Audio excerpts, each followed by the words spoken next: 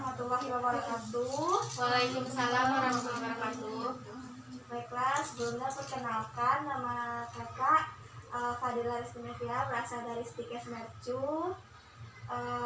Baiklah, kali ini kakak akan melakukan penyuluhan kepada adik-adik semua tentang personal hygiene atau kebersihan diri. Mohon ya perhatiannya. Iya, Kak. Baiklah, sebelumnya ada yang tahu nggak apa itu personal hygiene atau kebersihan diri? Boleh, Adik Suci? Tentang kebersihan diri kita, Kak, dari rambut sampai ujung kaki. Oh, bagus banget tepuk tangannya ya. Baiklah, personal hygiene itu kakak jelaskan lagi ya, adalah tindakan memelihara kebersihan dan kesehatan diri seseorang untuk kesejahteraan fisik dan juga psikisnya. Seseorang dikatakan memiliki personal hygiene apabila orang tersebut dapat menjaga kebersihan tubuhnya yang meliputi kebersihan kulit, gigi, dan mulut, rambut, hidung, telinga, kaki, kuku, genitalia, serta kebersihan dan kerapian pakaiannya. Selanjutnya, tujuan dari personal hygiene atau kebersihan diri. Apakah ada di antara adik yang tahu tujuan untuk kita menjaga kebersihan diri? Agar terhindar dari penyakit, Kak. Bagus sekali, bertepuk tangannya kepada adik kita ya. Baiklah, tujuan dari personal hygiene ini yang pertama, untuk mencegah terjadinya penularan penyakit, meningkatkan derajat kesehatan adik-adik semua ya. Selanjutnya, memberikan rasa segar dan nyaman, menciptakan keindahan, memperbaiki personal hygiene dan meningkatkan kepercayaan diri dari adik-adik semua. Selanjutnya, faktor yang mempengaruhi personal hygiene. Faktor yang mempengaruhi personal hygiene ini ada praktik dari sosial. Manusia merupakan makhluk sosial dan karenanya berada dalam kelompok sosial. Kondisi ini akan memungkinkan seseorang untuk berhubungan, berinteraksi, dan bersosialisasi satu dengan yang lainnya. Selanjutnya, pilihan pribadi. Setiap seseorang memiliki keinginan sendiri dalam menentukan waktu mandi dan mengurus rambut. Pilihan produk didasarkan selera pribadi, kebutuhan, dan dana. Pengetahuan tentang pilihan seseorang akan membantu perawatan terindividualisasi. Selain itu, membantu seseorang untuk membangun praktik hygiene baru jika ada penyakitnya. Nah, citra tubuh adalah konsep tubuh seseorang tentang tubuhnya, termasuk penampilan, struktur, atau fungsi fisik. Citra ini sering berubah saat klien menjalani operasi, menderita penyakit, atau perubahan status fungsional. Status ekonomi. Status ekonomi seseorang mempengaruhi jenis dan tingkat praktik hygiene-nya perorangan. Sosial ekonomi yang rendah memungkinkan hygiene perorangan yang rendah pula. Dalam hal ini, kita sebagai perawat harus bisa menentukan apakah klien dapat menyediakan bahan-bahan yang penting dalam praktek hygiene-nya, seperti sabun, sampo, sikat gigi, dan pasta gigi. Kita harus sensitif terhadap status ekonomi klien dalam pengaruhnya terhadap kemampuan pemeliharaan hygiene. Jika klien mengalami masalah ekonomi, dirinya akan sulit berpartisipasi dalam aktivitas promosi kesehatan seperti hygiene dasar. Selanjutnya, pengetahuan dan motivasi kesehatan. Pengetahuan tentang hygiene akan mempengaruhi praktik hygiene seseorang. Namun hal ini saja tidak cukup karena memotivasi merupakan kunci penting dalam pelaksanaan hygiene. Kesulitan internal yang mempengaruhi akses praktik hygiene adalah ketiadaan motivasi karena kurangnya pengetahuan. Selanjutnya ada kondisi fisik. Klien dengan keterbatasan fisik biasanya tidak memiliki energi dan ketangkasan untuk melakukan hygiene. Contohnya pada klien pemasangan gips atau pada klien yang sedang terpasang infus intravena. Penyakit dengan rasa nyeri, membatasi ketangkisan, dan rentang gerak. Klien di bawah efek sedasi tidak memiliki koordinasi mental untuk melakukan perawatan diri. Selanjutnya, dampak dari personal hygiene. Dampaknya yang pertama ada dampak fisik. Dampak fisik itu banyak gangguan kesehatan yang diderita seseorang karena tidak terpelihara kebersihan perorangan dengan baik. Gangguan fisik yang sering terjadi adalah gangguan integritas kulit, gangguan membran mukosa mulut, infeksi pada mata dan telinga, dan gangguan fisik pada kuku. Selanjutnya ada dampak psikososialnya. Masalah sosial yang berhubungan dengan personal hygiene adalah gangguan kebutuhan rasa nyaman, kebutuhan dicintai dan mencintai, kebutuhan harga diri, aktualisasi diri, dan gangguan interaksi sosial. Selanjutnya macam-macam personality. Apakah di antara adik-adik ada yang tahu tentang jenis-jenis kebersihan diri? Ya, kepada Suci. Kebersihan rambut, kebersihan kaki, kebersihan kuku, kebersihan mulut. Baik, tepuk tangan buat adik-adik semua ya. Baiklah, kakak akan memperjelas lagi. Yang pertama itu ada kebersihan pada kulit. Yang pertama mandi dan dengan menggunakan air yang bersih. Kebersihan kulit dan badan harus dijaga dengan mandi pakai sabun dan air bersih. Kulit adalah salah satu bagian tubuh yang penting. Kulit melindungi tubuh dari infeksi dan benturan dari benda-benda tumpul yang membahayakan bagian dalam dari tubuh. Menjaga kesehatan kulit atau fungsi kulit dengan mandi pakai sabun dan air bersih. Paling sedikit 2 kali sehari dan digosokkan sehingga badan tidak berdaki. Tidak mandi dengan air kotor seperti mandi di sungai, di kolam, dan sebagainya. Mandi dengan air kotor membuat badan kotor, menimbulkan gatal-gatal, penyakit kulit, diare, dan lain-lain. Apakah di antara adik-adik ada yang mandi di sungai? Ada. Pernah ya, berarti. Tidak boleh ya adik-adik ya, kita harus mandi dengan air yang bersih. Tapi di kampung saya hanya ada sungai. Selanjutnya memakai baju bersih ya adik-adik ya. Memakai baju bersih badan terasa lebih nyaman, lebih enak ya kalau kita pakai baju bersih. Selain itu juga terlindung dari berbagai infeksi penyakit.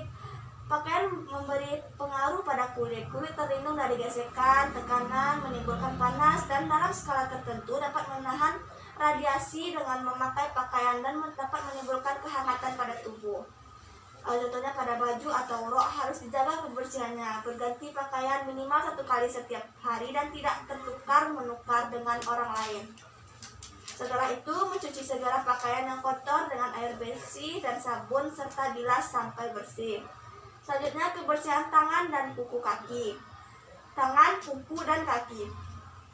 Menjaga kebersihan tangan, kuku, dan kaki harus dijaga kebersihannya. Kuman penyakit dapat terbawa melalui tangan, kuku, dan kaki yang kotor.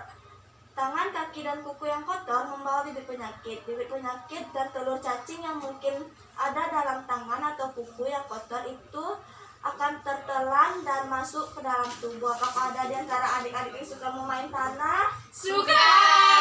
Tidak boleh diulangi lagi ya, karena akan menimbulkan telur cacing pada kuku adik-adik yang menyebabkan bibit penyakit. Menjaga kebersihan tangan dan kuku itu ada beberapa langkah-langkahnya. Mencuci tangan, kuku, dan kaki pakai sabun. Mencuci tangan pakai sabun dilakukan sebelum makan, setelah dari WC, setelah bepergian atau bekerja, setelah bermain, setelah memegang atau merawat binatang, dan setelah memegang uang. Selanjutnya memakai sendal atau sepatu. Kuku tangan dan kaki harus sering dibersihkan dan dibiasakan untuk beralas kaki, seperti sendal dan sepatu. Kuku selalu bersih dan dipotong pendek. Jika mencuci tangan tidak terlalu lama dan tidak main air. Nggak boleh ya main air ya adik-adik semua. Selanjutnya menjaga kebersihan kuku dengan memotong kuku. Apakah kukunya ada yang panjang? Ada panjang Kak, panjang. Yang panjang tolong dipotong ya, karena itu tidak. Yang pendek tolong dipanjangkan. Selanjutnya menggunakan hand rub itu dilakukan 20-30 detik. Sedangkan menggunakan hand wash itu 40-60 detik. Selanjutnya kita melakukan 5 kali, melakukan hand rub dengan 5 kali. Sebaiknya disilangi dengan 1 kali hand wash. Baiklah, kepada adik-adik semua, biar lebih semangat kita coba praktek cuci tangan ya. Ya Kak, banyak-banyak ya Kak. Ya. Aku juga mau, Kak. Ya, Tahu nggak Kak? Tahu nggak? Tahu. Strawberry. Ih, Jeremut. Kurang banyak. nanti.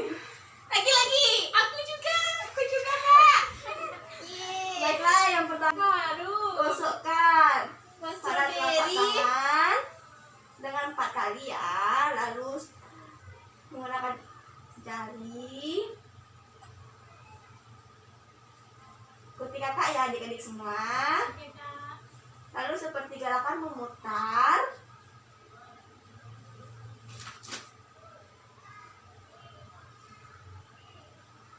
Dan seperti itu. Baiklah, terima kasih ya. Tepuk tangannya mana nih? Selanjutnya kebersihan kebersihan kaki. Mencuci kaki secara teratur di tempat yang kotor harus memakai alas kaki ya adik-adik semua. Dan dilatih berjalan tidak diperbolehkan tanpa memakai alas kaki. Dan kuku harus dalam keadaan pendek ya kuku kakinya. Selanjutnya kebersihan gigi dan mulut. Menjaga kebersihan mulut dan gigi dapat dilakukan dengan melalui berbagai cara. Hindari kebiasaan buruk seperti menggigit-gigit sesuatu tanpa sadar, mengurut-ngurutkan gigi, serta menghindari bernafas melalui mulut. Menjaga kebersihan mulut dan gigi dilakukan dengan menggosok gigi dengan air yang bersih dan matang, dengan sikat gigi dan memakai odol secara teratur setiap selesai makan dan pada waktu akan tidur. Kebersihan mulut dan gigi yang kurang akan menimbulkan adanya bakteri-bakteri yang akan mempermudah terjadinya peradangan pada gusi, gigi berlubang, dan bau mulut yang tidak sedap. Ataukah di sini adik-adik ada yang tidak pernah gosok gigi? Gosok gigi terus Jadi kan. ya semuanya ya. Iya, iya. Baiklah, ini contoh dari menggosok gigi yang benar ya adik-adik ya. Yang pertama yaitu lakukan Kak, gerakan. nggak kelihatan Kak, sana Kak. Nah, apakah nampak adik-adik? Nampak. Nah, seperti ini ya gerakan menggosok gigi yang benar. Jadi setelah melakukan penyuluhan ini adik-adik harus menggosok gigi dengan benar semuanya ya. Selanjutnya kebersihan hidung dan telinga. Hidung, telinga, dan mata. Hidung, telinga, dan mata mengeluarkan kotoran. Hidung, telinga, dan mata harus dijaga kebersihannya. Hidung dan telinga pada saat mandi selalu dibersihkan. Untuk hidung dan mulut saat bersin dan saat melewati jalan berdebu. Tidak suka berpegang-pegang atau mengusap-usap mata, mengkorek-korek telinga dan hidung. Hidung sebagai salah satu dari panca indera, yaitu sebagai indera penciuman. Kebersihan hidung perlu dijaga agar tetap berfungsi dengan baik. Dan begitu pun dengan telinga. Telinga merupakan indera pendengaran, jadi harus kita jaga kebersihannya. Selanjutnya kebersihan rambut. Rambut adalah bagian tubuh yang harus dijaga kebersihannya. Rambut mempunyai fungsi perlindungan dari panas dan proteksi kepala. Menjaga kebersihan rambut dan mencuci rambut secara teratur paling sedikit 2 kali dalam seminggu, atau setiap rambut kotor dan dengan air bersih dengan menggunakan sabun atau sampo pencuci rambut. Rambut selalu disisir rapi, rambut yang bersih dan terbebas dari kuman, kutu, dan ketombe, agar kepala terasa lebih nyaman serta memperlancar peredaran darah. Baiklah adik-adik, ini cara mencuci rambut yang benar ya. Seperti ini ya, apakah kelihatan? Jadi setelah kakak melakukan penyuluhan ini, adik-adik sudah paham ya cara mencuci rambut yang benar ya. Baiklah, dari yang kakak jelaskan tadi, apakah ada dari adik-adik yang ingin bertanya? Kak. Ya, kepada adik Catherine. Itu Kak, apa namanya Kak? Bagaimana kalau kita tidak mencuci rambut? Apa Baik. yang terjadi Kak? Baiklah, bagus pertanyaannya. Tepuk tangan semuanya adik-adik. Apakah ada yang bisa menjawab dari adik-adik tentang pertanyaan temannya tadi? Suci, apa pertanyaan? Apakah? Jika kita tidak menjaga kebersihan rambut, maka rambut kita akan kotor Kak. Ya, betul sekali. Tepuk Pasti tangan bisa ya. juga tahu Kak. Oh iya. Ketombe Kak. Betul. Adik semua ya adik-adiknya ya. Tepuk tangan untuk semuanya. Baiklah adik-adik, apabila kita tidak mencuci rambut, maka itu akan menyebabkan rambut kita menjadi kotor, berketombe, dan terasa gatal. Kuman. Iya, banyak kuman, pintar sekali ya adik-adik ya.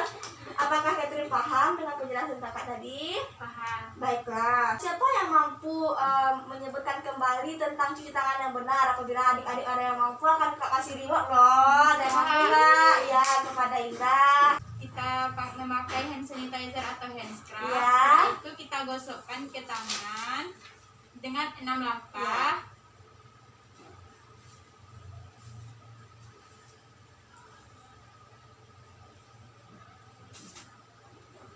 Baiklah, tepuk tangannya ya kepada Indah, karena Indah telah mampu menjawab pertanyaan dari kakak. Maka kakak beri hand sanitizer ya untuk dicuci tangannya. Makasih Kak. Aku juga mau Kak. Besok ya, pas percobaan selanjutnya. Baiklah, dapat disimpulkan pada pembahasan kita hari ini bahwa kebersihan diri adalah upaya individu dalam memelihara kebersihan dirinya yang meliputi rambut, gigi, kuku, kulit, dan sebagainya. Jadi, tujuan dari personal hygiene ini untuk meningkatkan derajat kesehatan seseorang, memelihara kebersihan, dan memperbaiki personal hygiene. Jadi kepada adik-adik semua harus menjaga kebersihan dirinya ya, agar terbebas dari kuman penyakit, bakteri, dan sebagainya. Baiklah,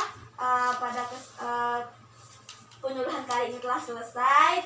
Terima kasih atas waktunya ya adik-adik semua telah mendengarkan penyuluhan yang Pak sampaikan. Semoga bermanfaat. Terima kasih. Assalamualaikum warahmatullahi wabarakatuh.